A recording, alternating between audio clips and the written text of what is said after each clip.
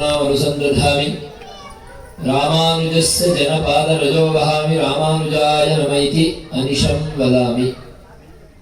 अस्मद्गुरुपरम्परायै नमो नमः।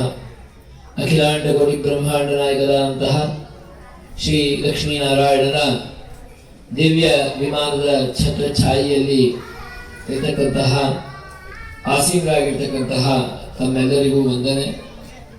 ಶ್ರೀಯುತ ಡಾಕ್ಟರ್ ಶರ್ವಪಿಳ್ಳ ಅಯ್ಯಂಗಾರವರು ಈವರೆಗೆ ನಮಗೆ ತಿಳಿಸಿದಂತೆ ಆರಂಭದಿಂದಲೂ ಅವರ ಒಂದು ಪ್ರವೃತ್ತಿ ಮಾರ್ಗ ಚರ್ಯೆಯೇ ಒಂದು ರೀತಿ ವಿಶೇಷ.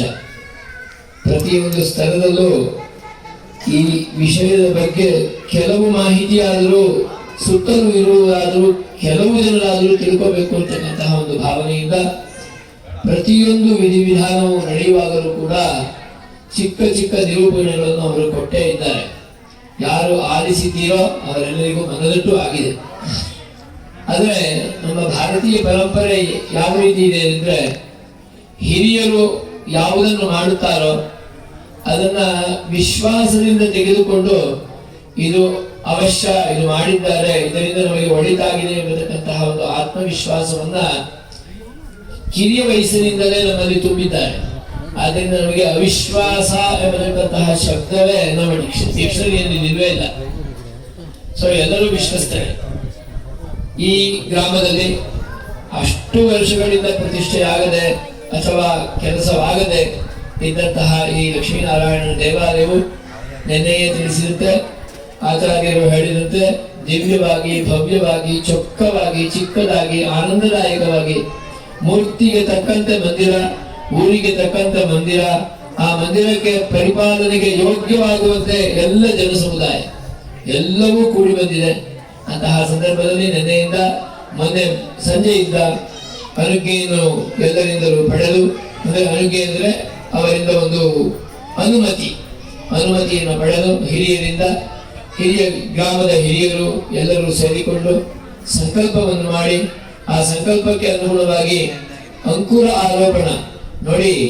ರೈತ ಜನಾಂಗದವರಿಗೆ ಇದು ಚೆನ್ನಾಗಿ ಮನದಟ್ಟಾಗಬೇಕು.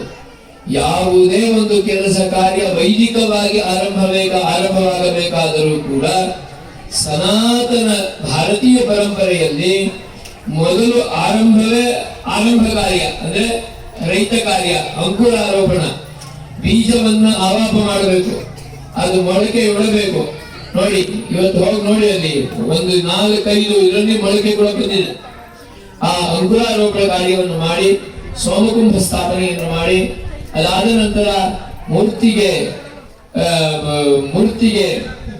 ಪಂಚಗುಲಿ ಸ್ಥಾಪನ ನಾಳೆ ಮೂರ್ತಿಯನ್ನು ತಂದು ಆ ಮೂರ್ತಿಯನ್ನು ದೇವಸ್ಥಾನದ ಒಳಗೆ ತೆಗೆದುಕೊಂಡು ಹೋಗುವುದಕ್ಕೆ ಮೊದಲೇ ಆ ಜಲಯಾತ್ರೆಯಿಂದ ತೀರ್ಥವನ್ನು ತಂದು ತೀರ್ಥವನ್ನು ತುಂಬಿ ಕಲಶವನ್ನು ಸ್ಥಾಪನೆ ಮಾಡಿ, ಈ ವಾಸ್ತು ದೋಷ, ನಾವು ಪ್ರಕೃತಿಯನ್ನು ಒಡೆದು ಅಥವಾ ಪ್ರಕೃತಿಗೆ ಹಾನಿಯನ್ನುಂಟು ಮಾಡಿ ನಾವು ಜೀವಿಸುತ್ತೇವೆ. ನಾವು ನಮ್ಮ ಮನೆಗಳನ್ನು ಕಟ್ಟುವಾಗಲೂ ಕೂಡ ಹಲವು ಮರ ಗಿಡಗಳನ್ನು ಕಡಿದು ತಳ್ಳುತ್ತೇವೆ. ಕಲ್ಲುಗಳನ್ನು ಒಡೆದು ಇಟ್ಟಿಗೆಗಳನ್ನು ನಿರ್ಮಾಣ ಮಾಡಿ ಅದನ್ನು ಉಪಯೋಗಿಸಿ ನಾವು ಮನೆಗಳಲ್ಲಿ ವಾಸ ಮಾಡುತ್ತೇವೆ. ಮಂದಿರ ನಿರ್ಮಾಣದಲ್ಲಿಯೂ ಇದು ಕೂಡ ಆ ವಾಸ್ತುವಿನ ದೋಷದ ನಿವಾರಣೆಗಾಗಿ ವಾಸ್ತುಯಾಗ, ಪಾಷಾಣ ಭೇದನ, ದಾರುಚ್ಛೇದನ ಇದೆರಡೂ ಕೂಡ ಘಾತಕ ಕೃತ್ಯ. ಆ ಘಾತಕ ಕೃತ್ಯವನ್ನ ಪರಿಹಾರ ಮಾಡಲಿಕ್ಕಾಗಿ ರಾಕ್ಷೋಭ್ಯ ಹವನವನ್ನು ಮಾಡಿ, ವಾಸ್ತು ಪುರುಷನ ವಾಸ್ತುಯಾಗವನ್ನು ಮಾಡಿ, ವಾಸ್ತು ಸಿದ್ಧಿಯನ್ನು ಮಾಡಿಕೊಂಡು ಪೂರ್ಣವಾಗಿ ಮಂದಿರದಲ್ಲಿ ಆ ಕೆಲಸವನ್ನು ಮಾಡಿ, ನಂತರ ಬಲಿ ಅರ್ಪಣೆಯನ್ನು ಮಾಡಿ ಪೂರ್ಣವಾಗಿಸಿ ನೆಕ್ಸ್ಟ್ ಮರುದಿನ ಬೆಳಿಗ್ಗೆ ಬಂದು ಜಲಾಧಿವಾಸವನ್ನು ಮೊದಲ ದಿನ ಮಾಡಾಗಿತ್ತು. ನೀರಿನಲ್ಲಿ ಭಗವಂತನನ್ನ ಇರಿಸಿ ತನ್ಮೂಲಕವಾಗಿ ಆ ನೀರಿನ ಪ್ರಸಾದವನ್ನು ಪಡೆದು, ನಂತರ ಇಲ್ಲಿ ಧಾನ್ಯಾಧಿವಾಸ, ಪುಷ್ಪಾಧಿವಾಸ, ರತ್ನಾಧಿವಾಸ, ಶಯ್ಯಾಧಿವಾಸ ಈ ಅಧಿವಾಸ ಕಾರ್ಯಕ್ರಮಗಳನ್ನು ಮಾಡಿ, ಏಕೆಂದ್ರೆ ದಿವ್ಯ ಮಂಗಳ ವಿಗ್ರಹದಲ್ಲಿ ಪೂರ್ಣವಾಗಿ ಶಕ್ತಿಯನ್ನು ತುಂಬಬೇಕು. ತುಂಬಿದ ಮೂರ್ತಿ ನಮಗೆ ಅನುಗ್ರಹವನ್ನು ಮಾಡುತ್ತಾರೆ. ಬಹಳ ಚಿಕ್ಕ ವಯಸ್ಸಿನಿಂದ ತಂದೆ ತಾಯಂದಿರು ಹೆಣ್ಣು ಮಗುವಿಗೆ ಪೂರ್ಣವಾಗಿ ಶಕ್ತಿಯನ್ನು ತುಂಬಿ ಅವಳನ್ನು ಸಿದ್ಧಪಡಿಸುತ್ತಾಳೆ. ಸಿದ್ಧಪಡಿಸಿದ ಅವಳು ತನ್ನ ಗರ್ಭದ ಮೂಲಕವಾಗಿ ಕೊಡುಗೆಯನ್ನು ಸಮಾಜಕ್ಕೆ ಕೊಟ್ಟು ಅದನ್ನು ಪರಿಪಾಲಿಸಲು ಸಿದ್ಧರಾಗುತ್ತಾಳೆ. ಅದೇ ರೀತಿ ಗರ್ಭನ್ಯಾಸವೋ ಎಂಬಂತೆ ಈ ಮೂರ್ತಿಯನ್ನು ಕೂಡ ಪೂರ್ಣವಾಗಿ ಆ ತೇಜೋಮಯ ರೂಪವನ್ನ ಮತ್ತೆ ಪಡೆದು ಈ ಸ್ಥಾನದಲ್ಲಿ ವಿರಾಜಮಾನರಾಗಿ ಎಲ್ಲರಿಗೂ ಕೂಡ ಸಕಲ ಮಂಗಳವನ್ನು ಉಂಟು ಮಾಡಲಿ ಎಂಬತಕ್ಕಂತಹ ಕಾರಣದಿಂದ ಈ ದಿವ್ಯ ಮಂಗಳ ವಿಗ್ರಹದ ಪ್ರತಿಷ್ಠಾಪನಾ ಕಾರ್ಯಕ್ರಮ ಅತ್ಯಂತ ಪ್ರಾಚೀನವಾದ ಮೂರ್ತಿ. ನಮಗೆ ಪ್ರಾಯ ಜಲಾಧಿವಾಸವೋ ಅಧಿವಾಸವೋ ಮಾಡುವಾಗ ಆ ಮೂರ್ತಿಯ ಸೌಂದರ್ಯ ಅಷ್ಟಾಗಿ ನಮ್ಮ ಕಣ್ಣಿಗೆ ಕಾಣಲಿಲ್ಲ. ಗರ್ಭಗೃಹವನ್ನು ಪ್ರವೇಶಿಸಿ ದಿವ್ಯ ಮಂಗಳನಾಗಿ ವಿರಾಜಮಾನನಾಗಿ ಅಭಿಷೇಕವನ್ನು ಮಾಡುತ್ತಿರುವಾಗ ಆ ಮೂರ್ತಿಯ ದಿವ್ಯ ತೇಜಸ್ಸು ನಮ್ಮೆಲ್ಲರಿಗೂ ಅನುಭವ ಆಗುತ್ತಿತ್ತು. ಹಲವರು ದೂರದಿಂದ ದರ್ಶನ ಮಾಡಿದವರಿಗೂ ಕೂಡ ಅವನ ಅನುಗ್ರಹವಾಗಿದೆ. ಈಗ ನೋಡಿ, ಆ ಮೂರ್ತಿಯ ಒಂದೊಂದು ಅಂಗವೂ ಕೂಡ ಅತ್ಯಂತ ಜಾಜ್ವಲ್ಯಮಾನವಾಗಿ ನಮಗೆ ಕರುಣೆಯನ್ನು ಅನುಗ್ರಹ ಮಾಡುತ್ತಾನೋ ಎಂಬಂತಿದೆ. ಉತ್ಸವ ಮೂರ್ತಿಯ ದಿವ್ಯ ಸೌಂದರ್ಯವೂ ಅದೇ ರೀತಿ ಇದೆ. ನಾ ಹೇಳಿದ್ನಲ್ಲ, ಚಿಕ್ಕದಾದ ಊರಿಗೆ ಚೊಕ್ಕವಾದ ಮೂರ್ತಿ. ಎಷ್ಟು ಅಂದವಾದ, ಸುಂದರವಾದ, ಅತ್ಯಂತ ಪ್ರಾಚೀನ ವಾಸ್ತು ಶೈಲಿಯ ಪೂರ್ಣ ಸ್ವರೂಪದಲ್ಲಿ ವಿರಾಜಮಾನನಾಗಿರ್ತಕ್ಕಂತಹ ಮೂರ್ತಿ ಶ್ರೀದೇವಿ ಭೂದೇವಿ ಸಹಿತನಾಗಿ ಇಲ್ಲಿ ವಿರಾಜಮಾನನಾಗಿದ್ದಾನೆ. ಅಂತಹ ಈ ದಿವ್ಯ ಮಂಗಳ ವಿಗ್ರಹದ ಪ್ರತಿಷ್ಠಾಪನಾ ಮಹೋತ್ಸವ ಇಂದು ತಮ್ಮೆಲ್ಲರ ಸಾನ್ನಿಧ್ಯದಲ್ಲಿ ಪೂರ್ಣವಾಗಿದೆ. ತಾವೆಲ್ಲರೂ ಸೇರಿ ಈ ಕೈಂಕರ್ಯವನ್ನು ಮಾಡಿದ್ದೀರಿ. ಇಲ್ಲಿಯವರೆಗಿನ ಕೈಂಕರ್ಯ ಜವಾಬ್ದಾರಿ. ಮುಂದಿನ ಕೈಂಕರ್ಯ ಯಾವುದಿದೆಯೋ ಅದು ಅತ್ಯಂತ ಹಿರಿಯ ಜವಾಬ್ದಾರಿತನ. ಅವರು ಹೇಳಿದ್ರಲ್ಲ, ಆರಂಭ ಮಾಡದೇ ಇರೋದು ಒಳ್ಳೆಯದು, ಆರಂಭ ಮಾಡಿದ ಮೇಲೆ ಕೊನೆ ಮುಟ್ಟಿಸ್ಬೇಕು. ಕೊನೆ ಮುಟ್ಟಿಸೋದೇನು? ನಿತ್ಯವೂ ಅವನನ್ನ ನಾವೆಲ್ಲರೂ ಅನುಭವಿಸುವಂತೆ ನೋಡಿಕೊಳ್ಳಬೇಕು. ಒಂದು ನಾಣ್ಣುಡಿ ಇದೆ, ಲಾಲಿಸಿದಂತೆ ಮಕ್ಕಳು ಪೂಜಿಸಿದಂತೆ ದೇವರು ಅಂತ. ಪೂಜೆ ಮಾಡ್ತಾ ಮಾಡ್ತಾನೆ ದೇವರ ವಿನಃ ದೇವರಿಲ್ಲ. ನಿತ್ಯ ದೇವಸ್ಥಾನದಲ್ಲಿ ಪೂಜೆ ಆಗ್ತಾ ಇರಬೇಕು. ಅದಕ್ಕಾಗಿ ನಾವು ವ್ಯವಸ್ಥೆಯನ್ನು ಮಾಡಬೇಕು, ಸಂಪೂರ್ಣ ಯೋಜನೆಯನ್ನು ಮಾಡಬೇಕು. ಯಾರಿಗೂ ಇದು ಯಾವುದೇ ವಿಧವಾದ ಕೊರತೆ ಯಾವ ವಿಧದಲ್ಲಿಯೂ ಇಲ್ಲ. ನಾವು ಮನಸ್ಸು ಮಾಡಿದರೆ ಏನ್ ಬೇಕಾದ್ರೂ ಮಾಡಬಹುದು. ಅದಕ್ಕೆ ಇದೇ ಸಾಕ್ಷಿ. ನೀವು ಮನಸ್ಸು ಮಾಡಿರೋದ್ರಿಂದ ತಾನೇ ಈ ವೈಭವವಾದ ಪರಿಪೂರ್ಣವಾದ ಒಂದು ಮಂದಿರ ನಿರ್ಮಾಣವಾಗಿದೆ. ಎಲ್ರಿಗೂ ಕಷ್ಟ ಆಗಿದೆ, ಯಾರು ಇಲ್ಲ ಅಂತ ಹೇಳೋದಿಲ್ಲ. ಕೆಲವರು ಪೂರ್ಣವಾಗಿ ಈ ಕೆಲಸಕ್ಕಾಗಿ ತೊಡಗಿಸಿಕೊಂಡು ಕೆಲವು ಮನೋವೇದನೆಗಳನ್ನು ಕೆಲವು ಸಲ ಅನುಭವಿಸಿರಬಹುದು. ಅದೆಲ್ಲವನ್ನು ದೂರ ತಳ್ಳಿ, ಯಾಕೆಂದ್ರೆ ಅದೆಲ್ಲ ಇವತ್ತು ಬರುತ್ತೆ, ನಾಳೆ ಹೋಗುತ್ತೆ. ಮನೇಲೂ ಆ ಮನೋವೇದನೆಗಳು ಇದ್ದೇ ಇರುತ್ತೆ. ಅದು ಊರಿಗಾಗೂ ಅದೇ ಮನೋವೇದನೆಗಳು ಚಿಕ್ಕದಾಗಿ ಬರುತ್ತೆ, ಹೋಗುತ್ತೆ. ಆದ್ರಿಂದ ಈ ದಿವ್ಯ ಮಂಗಳ ವಿಗ್ರಹವನ್ನು ಕಾಯುವ ಕೆಲಸವಿದೆಯಲ್ಲ, ಅದು ಅತ್ಯಂತ ಮುಖ್ಯವಾದಂತಹ ಕಾರ್ಯ. ಭಗವಂತ ಮೊದಲು ಪಶ್ಚಿಮಾಭಿಮುಖವಾಗಿದ್ದ, ಅವನನ್ನು ಮತ್ತೆ ಪೂರ್ವಾಭಿಮುಖವಾಗಿ ಮಾಡಿ ಅವನಿಗೆ ಸೇವೆ ಕೈಂಕರ್ಯಗಳನ್ನು ಮಾಡುವ ಯೋಜನೆಗಳನ್ನು ಮಾಡಿದ್ದೀರಿ. ಬಹಳ ಶ್ಲಾಘನೀಯವಾದಂತಹ ವಿಷಯ. ಇಂದಿನಿಂದ ಮುಂದೆ ಭಗವಂತನ ರಕ್ಷಣೆಯನ್ನು ಮಾಡಬೇಕು. ಅದು ನಿಮಗೆ ಎಷ್ಟು ಜವಾಬ್ದಾರಿಯೋ ಅಷ್ಟೇ ಜವಾಬ್ದಾರಿ ಆಚಾರ್ಯರಿಗೂ ಋತ್ವಿಜರಿಗೂ ಇದೆ. ಮೊನ್ನೆಯಿಂದ ನಾವು ಬಂದಾಗಿಂದ ಅದನ್ನೇ ಯೋಚನೆ ಮಾಡ್ತಾ ಇದ್ದೀವಿ. ಮುಂದಕ್ಕೆ ಯಾರಪ್ಪ ನೋಡ್ಕೋತಾರೆ? ಪ್ರತಿಷ್ಠೆ ಆಗೋಗುತ್ತೆ, ಮಂತ್ರನ್ಯಾಸವಾಗೋಗುತ್ತೆ, ಮಂತ್ರ ಮೂರ್ತಿ ಸಿದ್ಧವಾಗಿ ಹೋಗ್ತಾರೆ. ಅವರನ್ನ ಆರಾಧನೆ ಮಾಡೋರು ಯಾರು? ಇದೇ ನಮ್ಮ ಮನಸ್ಸಲ್ಲಿ ಅವತ್ತಿನ ಯೋಚನೆ ಕೊಡ್ತಾ ಇತ್ತು. ಭಗವಂತನ ಕೃಪೆ, ನಿಮ್ಮ ಊರಿನವರೇ ಹಲವರು ಬಂದರು, ಹಿಂದಿನ ಅರ್ಚಕರು ಬಂದರು, ಈಗಿನ ಅರ್ಚಕರು, ಈಗ ತಾನೇ ಮೊದಲಿದ್ದಂತಹ ಅರ್ಚಕರು ಬಂದರು. ನಾವು ನೋಡ್ಕೊಳ್ತೀವಿ, ಆದ್ರೆ ನಮ್ಗೆ ಒಂದು ವಾರ ಅಥವಾ 10 ದಿನದವರೆಗೆ ನಮಗೆ ಒಂದು ಸಹಾಯ ಮಾಡಿ ಅಂತ ಹೇಳಿದ್ರು. ತಕ್ಷಣ ಶಲ್ಲಪಿಳ ಹೆಂಗಾರು ಅವರೇ ಜೊತೆಯಲ್ಲೇ ಇರ್ತಕ್ಕಂತಹ ಶ್ರೀನಿಧಿ ಸ್ವಾಮಿಯನ್ನ ಪ್ರಾರ್ಥನೆ ಮಾಡಿದ್ರು. ಅವರು ಅತ್ಯಂತ ಉತ್ಸಾಹಿ, ಅತ್ಯಂತ ಧರ್ಮಿಷ್ಠರು, ಬಹಳ ಆನಂದದಾಗಿ ಈ ಸಹ್ಯವನ್ನು ನಾನು ಒಪ್ಕೊಳ್ತೀನಿ, ಒಂದು ವಾರ ನಾನು ನೋಡ್ಕೊಡ್ತೀನಿ ಅಂತ ಹೇಳಿದ್ದಾರೆ. ನಾಳೆಯಿಂದ ಅವರ ಜವಾಬ್ದಾರಿಯಲ್ಲಿ ಅವರು ಒಂದೆರಡು ಮಕ್ಕಳಿಗೆ ಕೂಡ ಪಾಠ ಹೇಳ್ತಾ ಇದ್ದಾರೆ. ಅವರ ವಿದ್ಯಾರ್ಥಿಗಳನ್ನು ಕೂಡ ಇಟ್ಟುಕೊಂಡು ಒಂದು ವಾರದವರೆಗೆ ಅವರು ಜವಾಬ್ದಾರಿಯನ್ನು ವಹಿಸಿಕೊಂಡಿದ್ದಾರೆ. ಈ ಒಂದೆರಡು ದಿನ ಅವರ ಶಿಷ್ಯರನ್ನು ಕಳಿಸ್ತಾರೆ. ನಾಳಿದ್ದು ಸೋಮವಾರದಿಂದ ಅವರೇ ಖುದ್ದಾಗಿ ಒಂದು ವಾರ ಇಲ್ಲಿ ಬಂದು ದೇವರ ಕೈಂಕರ್ಯವನ್ನು ನಡೆಸಿಕೊಡ್ತಾರೆ. ಅದಾದ ಮೇಲೆ ಅಷ್ಟೊತ್ತಿಗೆ ನಿಮ್ಮ ಜೊತೆಯಲ್ಲೇ ಈ ಊರಿನಲ್ಲೇ ಕೈಂಕರ್ಯವನ್ನು ಮಾಡಿದಂತಹ ಅವರ ಹೆಸರೇನು, ರಾಮಸ್ವಾಮಿ ಅಯ್ಯಂಗಾರವರು, ಅವರ ಜೊತೆ ಊರಿನ ಹಿರಿಯರು ಮಾತಾಡಿ ಒಂದು ವ್ಯವಸ್ಥೆಯನ್ನು ಮಾಡಿ ಅವರ ಮೂಲಕವಾಗಿ ಇಲ್ಲಿ ಭಗವಂತನ ಕೈಂಕರ್ಯಕ್ಕೆ ವ್ಯವಸ್ಥೆ ಆಗುತ್ತೆ. ಖಂಡಿತವಾಗಿಯೂ ನಮ್ಮೆಲ್ಲರಿಗೂ ಒಳ್ಳೆಯದಾಗುತ್ತೆ, ಒಳ್ಳೆಯದಾಗುತ್ತಾನೂ ಇದೆ. ಮುಂದೆಯೂ ಆಗುತ್ತೆ. ಆ ಭಗವಂತನ ದಿವ್ಯ ಚರಣಾರವಿಂದಗಳಲ್ಲಿ ಕೂಡ ನಾವು ಈ ವಿಧವಾದ ಪ್ರಾರ್ಥನೆಯನ್ನು ಇಡೋಣ. ಈ 48 ದಿನ ಅದಕ್ಕೆ ಮಂಡಲ ಪೂಜೆ ಅಂತ ಹೆಸರು. ನೀವು ಕೇಳಿದ್ರಿ, ಮಂಡಲ ಅಂದ್ರೆ 48 ದಿನ ಒಂದು ಮಂಡಲ, ಅರ್ಧ ಮಂಡಲ ಅಂದ್ರೆ 24 ದಿನ, ಕಾಲ ಮಂಡಲ ಅಂದ್ರೆ 12 ದಿನ. ಅದರಲ್ಲಿ ಪೂರ್ಣ ಮಂಡಲವನ್ನು ಮಾಡಬೇಕು ಭಗವಂತನ ದಿವ್ಯ ಮಂಗಳ ವಿಗ್ರಹ ಪ್ರತಿಷ್ಠಾಪನಾ ಕಾರ್ಯದಲ್ಲಿ. 48ನೆಯ ದಿನ ಈ ಭಗವಂತನಿಗೆ ಇವತ್ತು ಯಾವ ರೀತಿಯಲ್ಲಿ ಅಭಿಷೇಕವನ್ನು ಮಾಡಿದೆವೋ ಅದಕ್ಕಿಂತಲೂ ಮಿಗಿಲಾಗಿ ವೈಭವಪೂರ್ಣವಾಗಿ ಅವನಿಗೆ ಮಹಾಭಿಷೇಕವನ್ನು ನೆರವೇರಿಸಿ ಈ ಊರಿನ ಎಲ್ಲರೂ ಸೇರಿ ಆ ಮಹಾಭಿಷೇಕವನ್ನು ನಡೆಸಿ ಮಂಡಲ ಪೂಜೆಯನ್ನು ಪೂರ್ಣ ಮಾಡಬೇಕು. ಆ ಮಂಡಲ ಪೂಜೆ ಪೂರ್ಣವಾದರೆ ದಿವ್ಯ ಸಾನ್ನಿಧ್ಯ ಪೂರ್ತಿಯಾಗುತ್ತೆ. ಆದ್ದರಿಂದ 48ನೆಯ ದಿನದವರೆಗೆ ನಿತ್ಯವೂ ಕೂಡ ತೀರ್ಥಾಭಿಷೇಕ ಆಗುತ್ತೆ. ತೀರ್ಥದೊಂದಿಗೆ ನೀವು 1 ಲೀಟ್ರೋ 2 ಲೀಟ್ರೋ ಹಾಲು, ಅದು ಹಸುವಿನ ಹಾಲು, ಅದು ಈ HF ಇತ್ಯಾದಿ ಹಸು ಬೇಡ, ನಾಟಿ ಹಸು ಹಾಲು, ಅದನ್ನ 1 ಲೀಟರ್ ಕೊಟ್ಟರು ಸಾಕು. ದೇವರು ಬಹಳ ಸಂತುಷ್ಟ. ಅವರಿಗೆ 1 ಲೀಟರ್ ಹಾಲಿನಲ್ಲಿ ಅಭಿಷೇಕ ಮಾಡ್ತಾರೆ, ಮತ್ತೆ ತೀರ್ಥದಲ್ಲಿ ಅಭಿಷೇಕವನ್ನು ಮಾಡಿ ಪೂರ್ಣ ಮಾಡ್ತಾರೆ. ಪ್ರತಿದಿನವೂ ಕೂಡ ಸಂಜೆ ಅದೇ ರೀತಿಯಲ್ಲಿ ಅವರಿಗೆ ಆರಾಧನೆ ಮತ್ತೆ ಅವರಿಗೆ ನೈವೇದ್ಯ. ಅವರೇ ಖುದ್ದಾಗಿ ಬಂದು ಇಲ್ಲಿ ಅಡಿಗೆ ಮನೆಯಲ್ಲಿ ಸ್ವಲ್ಪ ಅನ್ನವನ್ನು ಏನು ದೇವರಿಗೆ ಅವರಿಗೆ ಮನಸ್ಸಿಗೆ ಸಂತೋಷವಾಗುತ್ತೋ ಅಂತಹ ಭಕ್ಷ್ಯ ಭೋಜ್ಯಗಳನ್ನು ಮಾಡಿ ಭಗವಂತನಿಗೆ ನಿವೇದನೆಯನ್ನು ಕೂಡ ಅವರೇ ಮಾಡಿ ತಮ್ಮೆಲ್ಲರಿಗೂ ಕೂಡ ಪ್ರಸಾದವನ್ನು ಕೊಟ್ಟು ಹೋಗುತ್ತಾರೆ. ಈ 48ನೆಯ ದಿನ ವಿಶೇಷವಾಗಿ 108 ಕಲಶ, 508 ಕಲಶ, 1008 ಕಲಶ, ಯಾವ ರೀತಿಯಲ್ಲಿ ಇವತ್ತಿನ ದಿನ ಯಾವ ರೀತಿ ವೈಭವವಾಗಿ ನೀವೆಲ್ಲರೂ ಕೂಡ ತೀರ್ಥವನ್ನು ತಂದು ಕಾವೇರಿಯಿಂದ ಭಗವಂತನಿಗೆ ಅಭಿಷೇಕವನ್ನು ಮಾಡಿದ್ರು, ಅದೇ ರೀತಿಯಲ್ಲಿ ಸಕಲ ಔಷಧಿ ದ್ರವ್ಯಗಳಿಂದ, ಇಂದು ಔಷಧಿ ದ್ರವ್ಯಗಳಿಂದ ಯಜ್ಞ ಆಯಿತು, ಅಂದು ಔಷಧಿ ದ್ರವ್ಯಗಳನ್ನು ಪಾಕ ಮಾಡಿ ಅತ್ಯಂತ ಎಲ್ಲ ಹಲವು ಹಣ್ಣಿನ ರಸಗಳಿಂದ ವಿಶೇಷವಾಗಿ ಭಗವಂತನಿಗೆ ಕಲಶ ಅಭಿಷೇಕವಾಗುತ್ತೆ.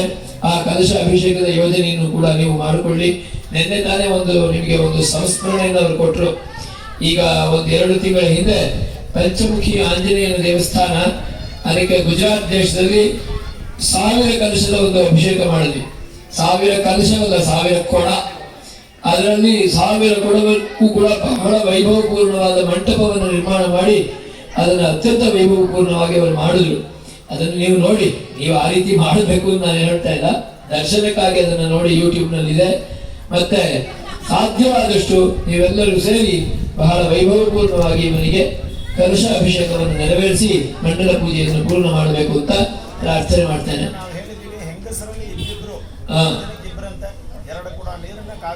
ಅವರು ಹೇಳಿದಾಗುತ್ತೆ ನೆನ್ನೆ. ಅದೇ ರೀತಿಯಲ್ಲಿ ತೀರ್ಥ ಕೈಂಕರ್ಯವನ್ನು ಎರಡು ಕೂಡ ನಿತ್ಯವೂ ಕೂಡ ಹೆಂಗಸರು ಅವರ ಶುದ್ಧಿಗಳನ್ನು ಅವರೇ ಪರಿಶೀಲಿಸಿಕೊಂಡು ಈ ಕೈಂಕರ್ಯವನ್ನು ತಾವು ಮಾಡಬೇಕು ಅಂತ ಪ್ರಾರ್ಥಿಸುತ್ತೇನೆ. ಶ್ರೀಮತೆ ರಾಮಾನುಜಾಯ ನಮಃ. ನಾವು ಇಷ್ಟು ಜನ ಋತ್ವಿಜರು, ಆಚಾರ್ಯರು ಎಲ್ಲರೂ ಸೇರಿ ಈ ಕೈಂಕರ್ಯವನ್ನು ಮಾಡಲಿಕ್ಕೆ ನಿಮ್ಮೊಂದಿಗೆ ಬಂದು ಸೇರಿದ್ದೇವೆ. ಯಾವುದಾದರೂ ಅಡೆತಡೆಗಳು, ತಪ್ಪುಗಳು ನಡೆದಿದ್ದರೆ ತಾವೆಲ್ಲರೂ ಕೂಡ ಕ್ಷಮಿಸಬೇಕು. ಹಾಗೆ ಭಗವಂತನ ಅಡಿದಾವರೆಗಳಲ್ಲಿ ನಮ್ಮೆಲ್ಲರ ಪ್ರಾರ್ಥನೆಯನ್ನ ಸಮರ್ಪಿಸೋಣ. ಯಾಕೆಂದ್ರೆ ನಮ್ಮ ಕೈಲಿರೋದಿಲ್ಲ ಅಲ್ವಾ. ಯಾವಾಗಲೂ ಒಂದು ಚಿಕ್ಕದಾಗಿ ನಡೆದಿರ್ಬೋದು, ಯಾರನ್ನೋ ಒಂದ್ಸರಿ ದೂರ ಹೋಗಿ ತಳ್ಳಿರ್ಬಹುದು, ಏನೋ ಮನಸ್ಸಲ್ಲಿ ಬೇಜಾರಾಗಿರ್ಬೋದು. ಅದಕ್ಕಾಗಿ ಆಗುತ್ತೆ. ಅದರಿಂದ ಯಾವುದೇ ವಿಧವಾದ ಚಿಕ್ಕ ಏನಾದರೂ ನಡೆದಿದ್ರೆ ಅದನ್ನು ಕೂಡ ನಾವೆಲ್ಲರೂ ಕ್ಷಮಿಸಬೇಕು.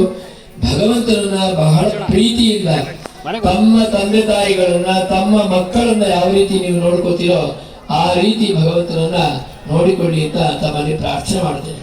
ಇದಕ್ಕೆ ಒಂದು ಚಿಕ್ಕ ವೃತ್ತಾಂತ. ಆಚಾರ್ಯ ರಾಮಾನುಜರು ಮೇಲುಕೋಟೆಗೆ ಬಂದು 14 ವರ್ಷ ಇದ್ದರು. 14 ವರ್ಷ ಇದ್ದ ಮೇಲೆ ಶ್ರೀರಂಗ ಕ್ಷೇತ್ರದಲ್ಲಿ ಚೋಳರಾಜನ ಉಪಟಳ ಪೂರ್ಣವಾಯಿತು.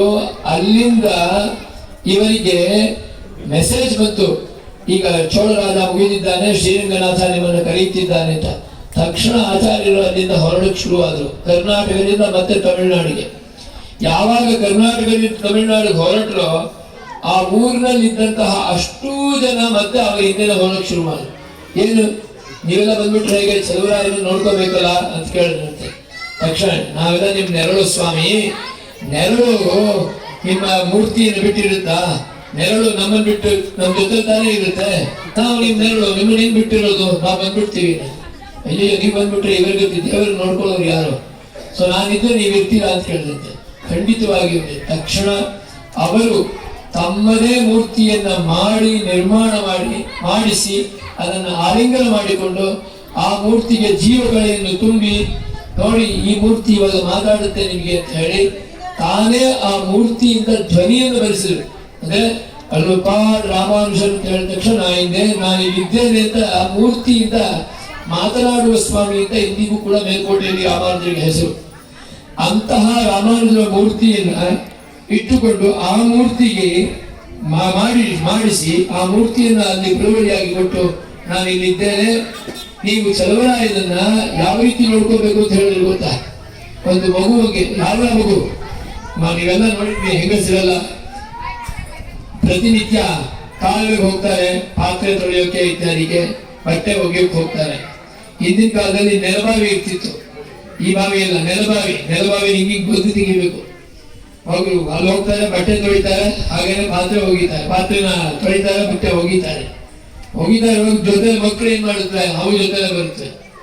ಆದ್ರೆ ತಾಯಿಗೆ ಒಂದು ಕಣ್ಣು ಕೆಲಸದ ಮೇಲೆ, ಇನ್ನೊಂದು ಕಣ್ಣು ಮಗು ಮೇಲೆ ಇರುತ್ತೆ.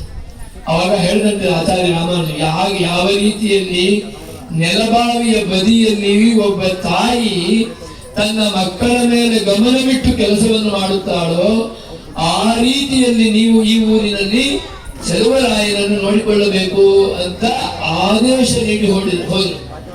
ಆ ಆದೇಶವನ್ನು ಪರಿಪಾಲಿಸಿದ ಕುಟುಂಬಗಳು 52. ಅದರಲ್ಲಿ ಆ ಕುಟುಂಬದಲ್ಲಿ ಒಬ್ಬರಿದ್ರು ಸ್ಥಾನಾಚಾರ್ಯರಾದಂತಹ ಶ್ರೀಯುತ ಶಮಪಿಳ್ಳ ಅಯ್ಯಂಗಾರರು. ಆ ರೀತಿಯಲ್ಲಿ ಅವರೆಲ್ಲರೂ ಕೂಡ ಇಂದಿನವರೆಗೂ ಕೂಡ ಚಲವರಾಯನನ್ನ ಒಂದು ಮುದ್ದು ಮಗುವಿನಂತೆ ನೋಡ್ಕೊಂಡು 1000 ವರ್ಷದ ಇತಿಹಾಸ ಇಂದಿಗೂ ಅಲ್ಲಿದೆ ಅಂದ್ರೆ ಅದಕ್ಕೆ ಅದೇ ಕಾರಣ. ಅದೇ ರೀತಿಯಲ್ಲಿ ಇಲ್ಲಿ ಲಕ್ಷ್ಮೀನಾರಾಯಣನ ಸಾನ್ನಿಧ್ಯ, ದಿವ್ಯ ಸಾನ್ನಿಧ್ಯ ಇಲ್ಲಿ ಇದೆ. ಆ ಲಕ್ಷ್ಮೀನಾರಾಯಣನ ಚಿಕ್ಕ ಮಗುವಿನ ರೂಪದಲ್ಲಿ ಇರ್ತಕ್ಕಂತಹ ಉತ್ಸವ ಮೂರ್ತಿಯನ್ನು ಕೂಡ ತಾವೆಲ್ಲರೂ ಕೂಡ ತಮ್ಮ ಮನೆಯ ಮಗುವಿನಂತೆ ಲಾಲನ ಪಾಲನೆಗಳನ್ನು ಮಾಡ್ತಾ ಅವನನ್ನು ನೋಡಿಕೊಳ್ಳಿ. ಅವನು ನಿಮ್ಮೆಲ್ಲರಿಗೂ ಕೂಡ ಒಳಿತನ್ನು ಮಾಡುತ್ತಾನೆ. ದೇವತೆಗಳು ಹೇಳ್ತಾರೆ, ಗೀತೆಯಲ್ಲೂ ಭಗವಂತ ಹೇಳ್ತಾನೆ, ಪರಸ್ಪರಂ ಭಾವೆಯಂತಹ ಶ್ರೇಯ ಪರಮವಾಪ್ಸ್ಯಥ. ನಾವು ದೇವತೆಗಳನ್ನ ಆರಾಧನೆ ಮಾಡಿದ್ರೆ ಆ ದೇವತೆಗಳು ನಮಗೆ ಬೇಕಾದಂತಹ ಇಷ್ಟಾರ್ಥಗಳನ್ನು ಪೂರ್ತಿ ಮಾಡಿ ನಮ್ಮ ಪೋಷಣೆಗೆ ಏನ್ ಮಾಡಬೇಕು ಆ ಅನುಗ್ರಹಗಳನ್ನು ಮಾಡ್ತಾರೆ.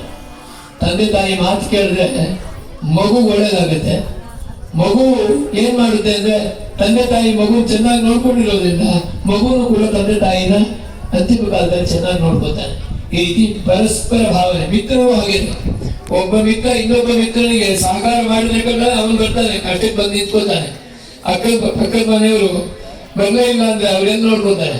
ಆ ರೀತಿಯಲ್ಲಿ ಪರಸ್ಪರ ಸ್ನೇಹ ಸೌಹಾರ್ದದಿಂದ ತಾವೆಲ್ಲರೂ ಕೂಡ ಬಾಳನ್ನ ಈ ಕ್ಷೇತ್ರದಲ್ಲಿ ಭಗವಂತನ ಅನುಗ್ರಹದಿಂದ ಸವೆಸಿ ಎಂದು ಭಗವಂತನ ದಿವ್ಯ ಚರಣಾರವಿಂದಗಳಲ್ಲಿಯೇ ಪ್ರಾರ್ಥನೆಯನ್ನು ಮಾಡಿ ನನ್ನ ಒಂದೆರಡು ಮಾತುಗಳನ್ನ ಭಗವಂತನ ಅಡಿದಾವರಿಗಳಲ್ಲಿ ಸಮರ್ಪಿಸುತ್ತೇನೆ. ಶ್ರೀಮತೆ ರಾಮಾನುಜಾಯ ನಮಃ. ಜೈ ಶ್ರೀಮನ್ನಾರಾಯಣ.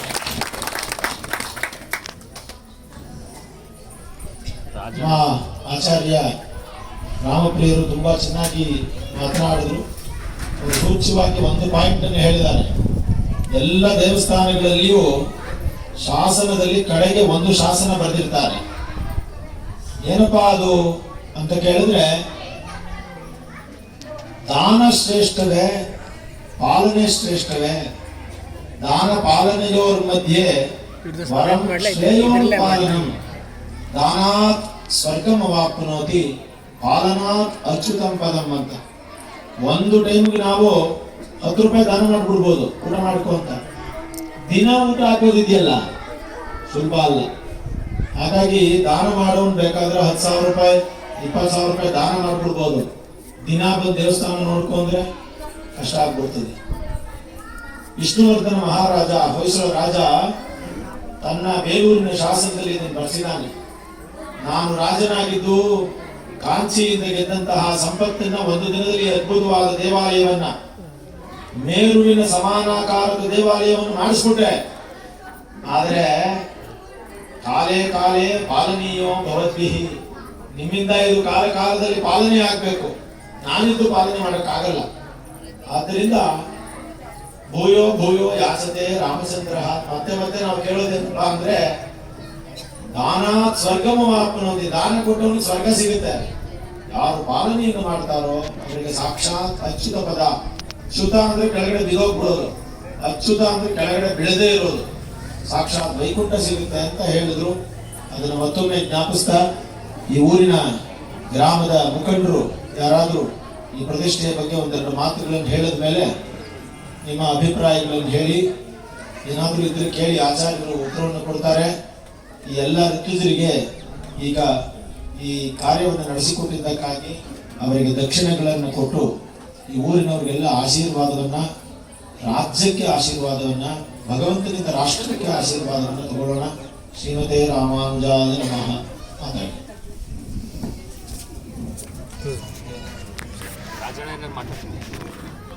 ಮಾಡ್ಕೊಟ್ಟಿದ್ದಾರೆ.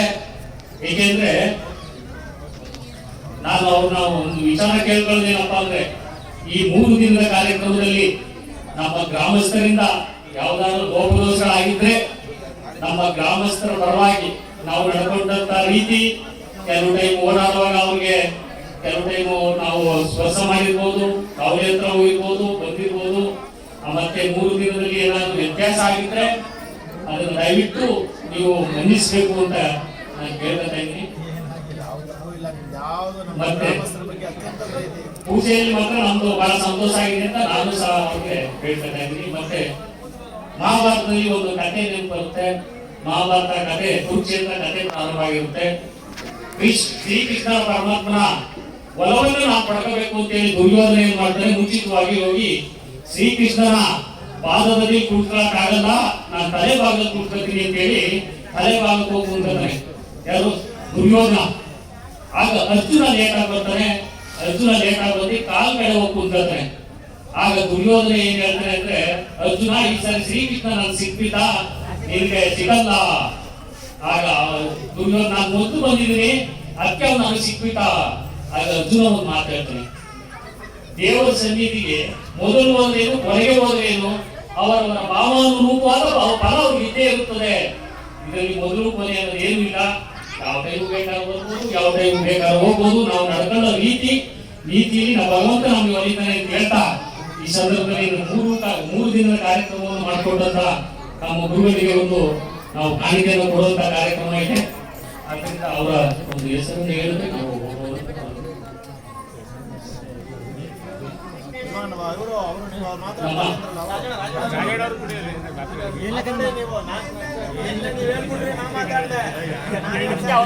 ಅವಕಾಶ ಇದೆ.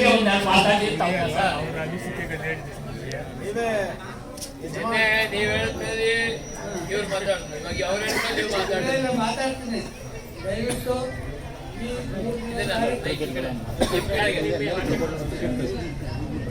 ಈ 3 ದಿನದ ಕಾರ್ಯಕ್ರಮ ನಡೆಸಿಕೊಟ್ಟಂತ ಕುಮಾರ್ ಬೃಂದದವರಿಗೆ ಈಗ ಹೇಳಬೇಕಾ, ಕೆಲವು ಕಾರ್ಯಕ್ರಮ ಮಾಡಿದ ತಕ್ಷಣ ನಾರಾಯಣ ನಾನಾ ತರ ನೀರಿನಿಂದ ಹೆಚ್ಚಾಗಿ ಒಂಥರ ಕಳೆಯಬೇಕು.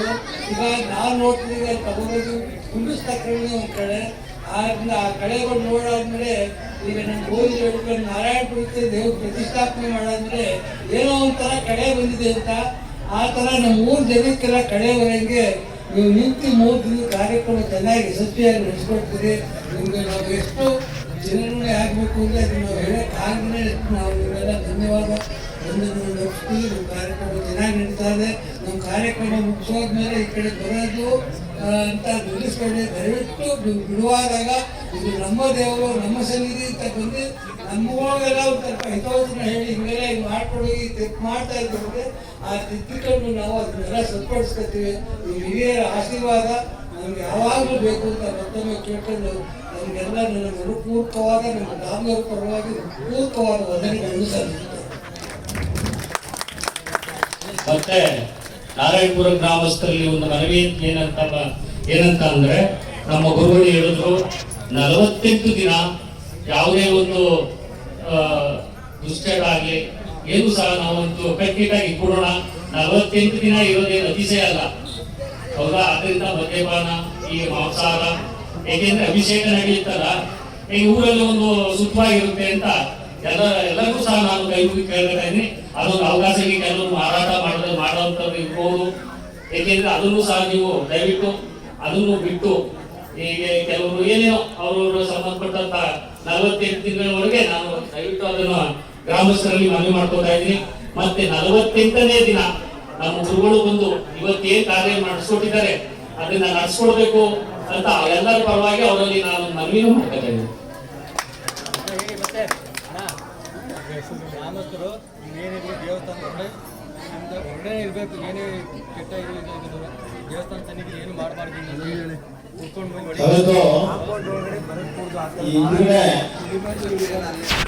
ಚಪ್ಪಲಿ ಎಲ್ಲ ಗೇಟಿಂದ ಆಚೆ ಬಿಡಿ.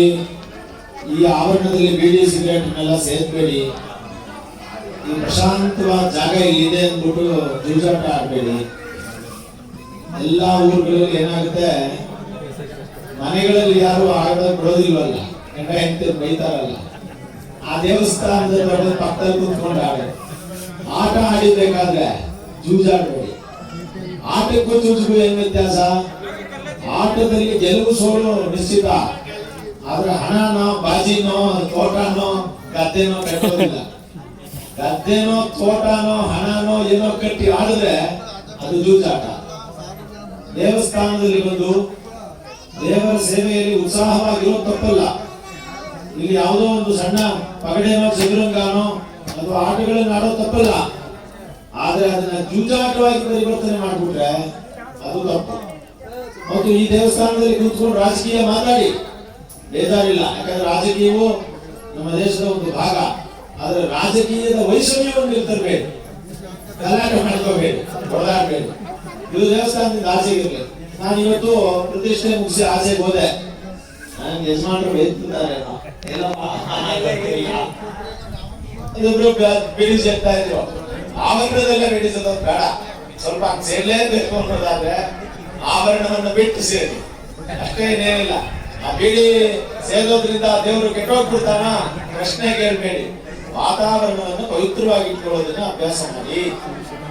ಇಲ್ಲಿ ಯಾರು ಕೂಡ ಮಲಮೂತ್ರಾದಿಗಳನ್ನ ದೇವಸ್ಥಾನದ ಸುತ್ತ ವಿಸರ್ಜನೆ ಮಾಡಬೇಡಿ. ದೇವಸ್ಥಾನದ ಸುತ್ತಮುತ್ತ ಇದಕ್ಕೆ ಈ ದೇವಸ್ಥಾನದ ಕಾಂಪೌಂಡ್ ಇದೆ ನೋಡಿ, ಯಾವ ರಾಜಕೀಯದ ಪೋಸ್ಟರ್ಗಳನ್ನು ಅಂಟಿಸಬೇಡಿ, ರಾಜಕೀಯದ ಒಳಗಡೆ ತರಬೇಡಿ. ಇಲ್ಲಿ ದೇವರ ಮುಂದೆ ಎಲ್ಲರೂ ಒಂದೇ. ಯಾವುದೇ ರಾಜಕೀಯ ಪಕ್ಷದವರು ಬಂದ್ರು ಕರ್ಕೊಂಡ್ಬಂದು ದೇವರ ಸೇವೆ ಮಾಡಿಸಿ. ಪಕ್ಷ ಬೇರೆ, ಭಕ್ತಿ ಬೇರೆ, ಈ ರೀತಿ ಎಲ್ಲ ಮಾಡ್ಕೊಳ್ಳಿ.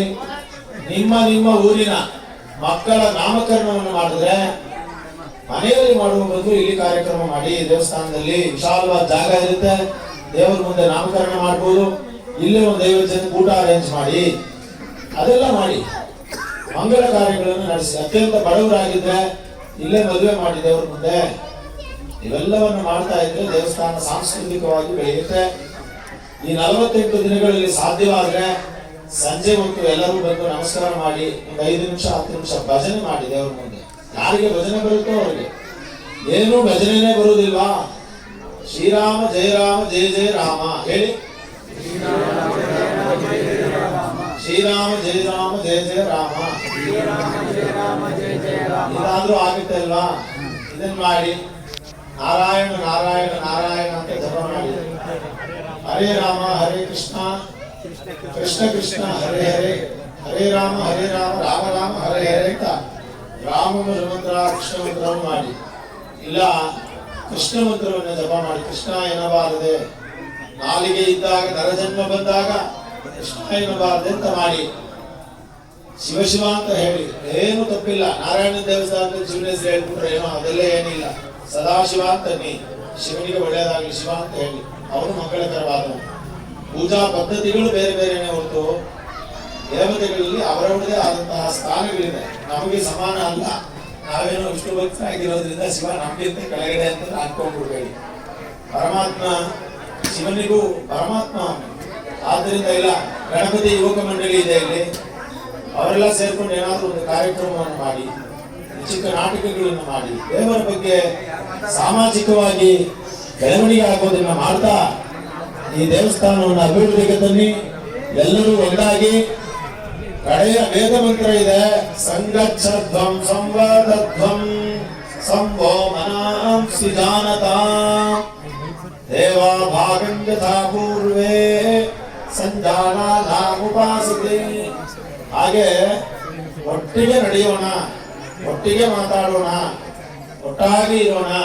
ಒಗ್ಗಟ್ಟಿನಲ್ಲಿ ಬಲವಿದೆ. ಸಂಘೇ ಶಕ್ತಿ ಕಲವು ಯುಗೆ. ಕಲಿಯುಗದಲ್ಲಿ ಒಗ್ಗಟ್ಟಾಗಿದ್ರೇನೆ ಬಲ, ಒಬ್ಬರೇ ಆಗ್ಬಿಟ್ರೆ ಬಲ ಇಲ್ಲ ಅಂತ ಹೇಳ್ತಾ ಈಗ ಫಲಪೂಜೆಯನ್ನು ಮಾಡಿ ನಮ್ಮ ಬ್ರಾಹ್ಮಣರಿಗೆಲ್ಲರಿಗೂ ಕೂಡ ಆಚಾರ್ಯರಿಗೆ ಈಗ ಸಂಭಾವನೆಯನ್ನು ಮಾಡೋಣ. ಈ ಮಧ್ಯದಲ್ಲಿ ಈ ಕಾರ್ಯಕ್ರಮ ಹೇಗೆಲ್ಲ ಆರ್ಗನೈಸ್ ಆಯ್ತು ಅಂತ ಹೇಳಿದ್ರೆ ಎಲ್ಲದಕ್ಕಿಂತ ಹೆಚ್ಚಾಗಿ ಭಗವಂತ ತೃಪ್ತಿ ಕೊಡೋ ಒಂದು ಅಂಶ ನಡೆದಿದೆ ಇಲ್ಲಿ. ನಿಮ್ಗೆ ಆಶ್ಚರ್ಯ ಆಗ್ಬಿಡುತ್ತೆ ಕೇಳಿದ್ರೆ. ಏನದು ನಿಮ್ಗೆ ಗೊತ್ತಿರೋದು.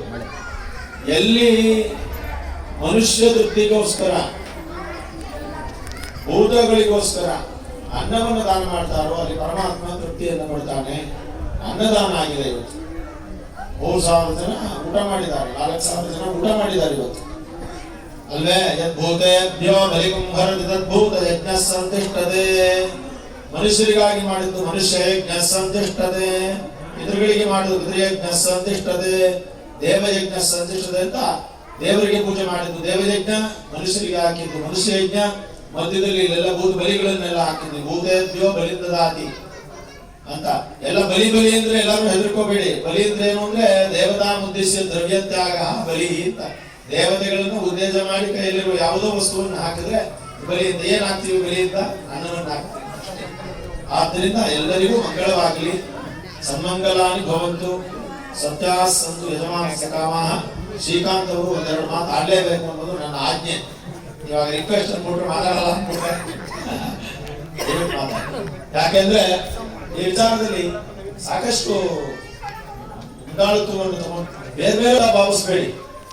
ಇವರು ಯಜಮಾನರಿದ್ದಾರೆ, ಇವರಿದ್ದಾರೆ, ನಮ್ಮ ಇವರೆಲ್ಲ ಇದ್ದಾರೆ, ಎಷ್ಟೊಂದು ಜನ ನಮ್ಮ ಮಿತ್ರರು ಇದ್ದಾರೆ, ನಮ್ಮ ಯಜಮಾನರು, ಇವ್ರ ತಂದೆಯವರು ಇದ್ದಾರೆ, ಬಾಬು ಸರ್ ಅವರು ಎಲ್ಲರೂ ಇದ್ದಾರೆ.